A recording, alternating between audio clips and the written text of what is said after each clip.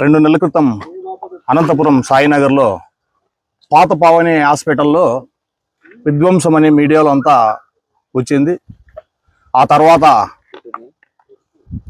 పెట్టినటువంటి కేసులో అది మా భావన తప్పుడు కేసే. దాంట్లో అటెంప్ట్ మర్డర్, ఆర్మ్స్ యాక్టు లేనివన్నీ పెట్టి మమ్మల్ని దాదాపు 65 రోజులు రిమాండ్కి పంపించారు. సంతోషం, పంపించారు. మరి ఎందుకు ఆ ఇన్సిడెంట్ జరగవలసి వచ్చింది అని ఒక న్యాయవాదిగా, ఒక పార్ట్నర్గా అనంతపురం పట్టణ ప్రజలకి, జిల్లా ప్రజలకి తెలియజేయాల్సిన బాధ్యత నాపై ఉంది. కాబట్టి ఈరోజు బాధ్యతాయుతంగా నేను తెలియజేస్తున్నా. ప్రశ్నించవచ్చు ప్రజలు, ఎందుకు ఈ దాడి జరిగింది అని చెప్పని. 4 కలిసి పార్ట్నర్షిప్ చేశాం, కోట్ల రూపాయలు పెట్టుబడి పెట్టినాం. దాదాపు 15-16 కోట్లు, దాదాపు నా దాంట్లో 7-8 కోట్ల రూపాయలు నాదే పెట్టుబడి ఉంది. ఒక వివాదం వచ్చింది, సమస్య వచ్చినప్పుడు అవతల వాళ్ళు 3 పార్ట్నర్లు ఏకమై కోర్టుకు పోయినారు. పోలీసు వాళ్ళు ఇంతకుముందు 2-3 ఎఫ్ఐఆర్లు ఇష్యూ అయితే 145 ప్రొడ్యూషన్స్ పెట్టారు. 145 పెట్టిన తర్వాత పోయిన సంవత్సరం ఆగస్టు 3వ తారీఖున కొంతమంది రౌడీలు తెచ్చి 144 బిల్డింగ్ ని బీగాలు పగలగొట్టి లోపలికి పోయినారు. ఆగస్టు 4 నేను ఎస్పీ గారికి కంప్లైంట్ చేశా. ఎస్పీ గారేం నా ఎదురుగా ఓపెన్ స్పీకర్లు డిఎస్పీ గారికి చెప్పారు, డిఎస్పీ గారు ఇది అనంతపురం పట్టణంలో శాంతి భద్రతలు ఉండాలి, ఎక్కడ కూడా లా అండ్ ఆర్డర్కి ప్రాబ్లం రాకూడదు, ఇమీడియట్ గా ఆ సమస్యను పరిష్కారం చేసి 145 ప్రొడ్యూసింగ్స్ మళ్ళీ పెట్టి సమస్య లేకుండా చేయండి, ఎవడో వాడు బీగాల బాలుట్ల మీద క్రిమినల్ కేసు పెట్టండి అని చెప్పారు. కానీ ఆ రోజు కూడా డిఎస్పీ నేను కలిసినా ఆయన ఏం స్పందించలే. ఎగైన్ నేను మళ్ళీ ఎస్పీ గారు కంప్లైంట్ చేశా. మీ అందరికీ మీడియా మిత్రులు తెలుసు, ఒక నెల ఎదురు చూసి సెప్టెంబర్ 12వ తారీఖున మీడియాను పిలుచుకుని నేను బిల్డింగ్ లోకి పోయినా. ఆ రోజు మీ అందరికీ తెలుసు, ఒక నాయకుడు ఫోన్ చేసి సంస్కరిస్తామంటే సమస్య పరిష్కారం అవుతుంది కదా అని చెప్పని ఆ రోజు నా పనిని వాయిదా వేసుకుని మీడియా సాక్షిగా చెప్పి బిల్డింగ్ లోంచి బయటకు వచ్చా. బయటకు వస్తే 40 రోజుల తర్వాత మన ఎవరైతే నా పైన కేసు పెట్టారో ఆమె 40 రోజుల తర్వాత కేసు పెడతాది. సెప్టెంబర్ 12 బిల్డింగ్ లోకి వచ్చి సత్యనారాయణ రెడ్డి నా పైన దాడి చేసినాడు, నన్ను లంజా అన్నాడు, సీసీ కెమెరాలు పగలగొట్టినాడు, అద్దాలు పగలగొట్టినాడు అని చెప్పని ఆయమ్మ కేసు పెడితే 2 టౌన్ పోలీస్ స్టేషన్ లో నా పైన ఎఫ్ఐఆర్ ఇష్యూ చేస్తారు. నా పైన, ఈ సాయినాథ్ రెడ్డి పైన, తాటిపత్రి పెద్దారెడ్డి అనుచరుడు రాజు పైన, ఆ పిల్లడు రాప్తాడు బోయ హరి పైన. దానికి మీడియా సాక్షి. దాదాపు 20 మంది రిపోర్టర్లు పిలుచుకుని నేను బిల్డింగ్ లో పోయిన ఒక్క మాట మాట్లాడినేమయ్యా, మీరే సాక్షి.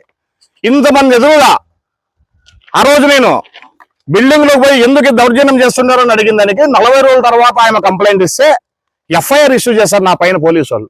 అగైన్ నేను పోయిన డిఎస్పీ గారితోకి, ఎస్పీ గారితో పోయినా, సార్ ఏమి ఈ విధంగా దౌర్జన్యంగా నా పైన కేసు పెట్టారు సార్, అన్యాయంగా వాళ్ళు మళ్ళా ఇంకా పనిచేసి ఓపెనింగ్ చేస్తున్నారు సార్ అని చెప్తే ఎస్పీ గారు మళ్ళా గ్రీవెన్స్ లో ఇస్తే లెటర్ పోతే డిఎస్పీ గారు ఏం చేస్తారు, బలవంతంగా నన్ను సీఏ గారితో నేను సంతకం పెట్టినంటే డిఎస్పీ గారు పిలిపించి బలవంతంగా మేము షెటిల్ చేస్తాం, నువ్వు సంతకం పెట్టని చెప్పని మొత్తం అంతా రాసి 145 ఉంది బిల్డింగ్ లోన, అయినా సివిల్ నేచర్ అని చెప్పి ఎస్పీ గారికి రిపోర్ట్ పంపిస్తారు. ఆ తర్వాత మళ్ళా కూడా నేను ఎస్పీ గారికి దాదాపు 4-5 కంప్లైంట్లు గ్రీవెన్స్లు ఇచ్చి నాకు అవన్నీ ఉన్నాయి. మొత్తం ఎస్పీ గారికి నేను ఎన్ని ఇచ్చినాను అనేటివన్నీ ఎస్పీ గారికి మొత్తం ఇచ్చిన. సిఐ గారు ఏమంటారు, కరెక్టే సత్యనారాయణ రెడ్డి, నేనేం చేయాలా, పెద్ద ఆఫీసర్లు చెప్తే చేస్తాము అంటారు. ఫైల్ ఎత్తుకుని సిఐ ఏమో 2-3 సార్లు పోతాడు డిఎస్పీ దాకా, ఆయన రేపురా మర్రాడరా అని చెప్పని 5 నెలలు గడిపినాడు. నాకు అర్థమైపోయింది, డిఎస్పీ గారు సిఐ గారు నాకు పని చేయరు, న్యాయం చేయరు అని చెప్పని. ఏమంటే సివిల్ అంటారు, ఊరికి వాళ్ళ సార్ బిల్డింగ్ లో పనిచేసే వాళ్ళు బయటికి పోమంటే నువ్వు పో, నేను పోతే ఏమవుతుందయ్యా, గలాట్ అవుతుంది. చివరికి నవంబర్ 23వ తారీఖున వాళ్ళు సింపుల్ గా పూజ చేసి ఆక్యుపై చేసుకునేకి మొత్తం అంతా రెడీ చేసుకున్నారు, అనఫిషియల్ గా, పర్మిషన్ లేకనే ఏం లేకనే. నాకు హక్కు లేదా? బిల్డింగ్ లో 30% పార్ట్నర్ నేను. బిల్డింగ్ కట్టిన దానికి నాకు అగ్రిమెంట్ ఇచ్చారు, కట్టిందంతా నేను 5 కోట్ల రూపాయలు పెట్టి, నాకు ఆ డబ్బులే కోర్టులో కేసు నడుస్తుంది. నాకు ఆ డబ్బు ఇక బిల్డింగ్ లో పార్ట్నర్షిప్ ఇక నువ్వు ఎవరో ఒకరు రాజకీయ నాయకులతో ఒప్పందం చేసుకుని, ఎవరో ఒకరిని మేనేజ్ చేసుకుని నువ్వు బిల్డింగ్ లో పోయి ఆక్యుపై చేసుకోవాలంటే మా పరిస్థితి ఏమి? ఆ రోజు ఇన్సిడెంట్ జరిగింది. ఏం జరిగింది ఇన్సిడెంట్? మొత్తం బిల్డింగ్ అంతా కొలాప్స్ అయిందా? 4 అద్దాలు పగిలింది నిజం ఎవరికన్నా కానీ ఎందుకు చేసినాం? పోలీసు వాళ్ళు మాకు ఆ రోజు సహకరించక, మాకు న్యాయం చేయక. ఎస్పీ గారు రోజు చెప్తున్నారు వాళ్ళకి అన్యాయం అయిందయ్యా, న్యాయం చేయండి అని చెప్పి డిఎస్పీకి సిఐ చెప్తా అంటే వీళ్ళు పట్టించుకోలే. ఎందుకంటే సమాజంలో ఏ వ్యక్తికైనా వాడు అధికార పార్టీ వాడు కావచ్చు, ప్రతిపక్ష వాడు కావచ్చు, మిత్రపక్షం వాడు కావచ్చు, అనాథ కావచ్చు, డబ్బున్నోడు కావచ్చు, లేనివాడు కావచ్చు, దానికి ఇబ్బంది అయినవాడు ఫస్ట్ ఆశ్రయించేది ఏ డిపార్ట్మెంట్ అంటే పోలీసు వ్యవస్థని.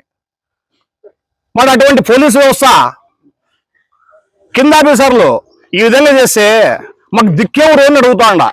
అటెంప్ట్ మర్డర్ పెడతారు, ఆర్మ్స్ యాక్ట్ పెట్టినారు. ఏం ఆయుధాలు ఉంటాయి మా దగ్గర ఆర్మ్స్ యాక్ట్ పెట్టేకి? అటెంప్ట్ మర్డర్ పెట్టేకి మేము ఎవరిని కొట్టినాం?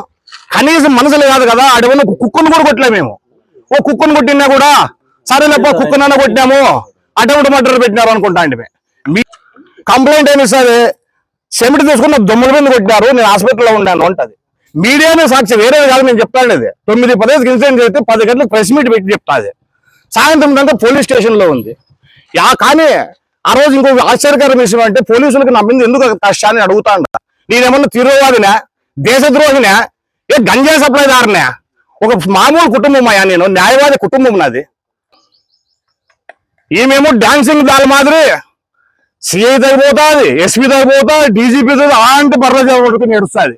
ఏం మహిళన్న బజార్లో పట్టుకుని ఏడిస్తే ఏమో అయిపోయిందని చెప్పి ఎవరైనా నమ్ముతారు. వాస్తవం ఏముందప్ప? రాండి, నేను డిఐజీ గారు చెప్పిందంతా విన్నారు. నేను ఇమీడియట్ గా ఎస్పీ గారికి రాసి అంత రిపోర్ట్ తెప్పించుకుంటాను. నేను కూడా ఎంక్వైరీ చేస్తాను. ఆ రోజు మీ మీద అటెంప్ట్ మర్డర్ కోసం పెట్టినారు, నిజంగా వాళ్ళని మీరు కొట్టినారో లేదా కూడా ఎంక్వైరీ చేసి ఆ సెక్షన్ కూడా నేను ఆల్టర్ చేస్తాను అని చెప్పారు. 145 పెట్టే కూడా నేను కూడా అంత ప్రొసీడింగ్స్ తెప్పించుకొని మా పోలీసులతో నుంచి తెప్పించుకున్న తర్వాత మేము ఆలోచన చేస్తాము. మీరు కూడా ఒక ఎంఆర్ఓకి ఒక అర్జీ చేయండి అని చెప్పి సానుకూలంగా చెప్పారు డిఐజీ గారు. ఓ 2 రోజులు వెయిట్ చేయండి, ఆవేశపడద్దండి, ఏమీ కాదని చెప్పారు డిఐజీ గారు. కానీ ఈరోజు నాకు పరిస్థితి అయితే అర్థం కాలే, ఈ రోజు ఈ జిల్లాలో ఏం జరుగుతుంది అనేది. ఒక పక్క వాళ్ళు పని చేస్తున్నారు, క్రిమినల్ కేసులు అంటారు, అటెంప్ట్ మర్డర్ అంటారు, ఆర్మ్స్ యాక్ట్ అంటారు, మమ్మల్ని ఏం పోవద్దు అంటారు, పోతే కేసు అంటారు. ఏం దీని పరిష్కారం? ఈ అనంతపురం జిల్లా ప్రజాప్రతినిధులు కూడా మానవత్వంగా ఆలోచన చేయండి అని నోడుతుంటాం. ప్రతి ఒక్కరిని మేము చేసేది తప్పు ఏముంది అని చెప్పాను. ఇందులోన వాళ్ళ మోసగారితనాన్ని గుర్తించండి అంటాడ. ఒక మహిళ వచ్చి బజార్లో ఏడిసినంత మాత్రాన అది న్యాయమైపోదు అని చెప్తాను నేను. కాబట్టి దీన్ని గుర్తించి న్యాయాలు పరిశీలించాలని చెప్పని తెలియజేస్తూ సెలవు తీసుకుంటున్నాను.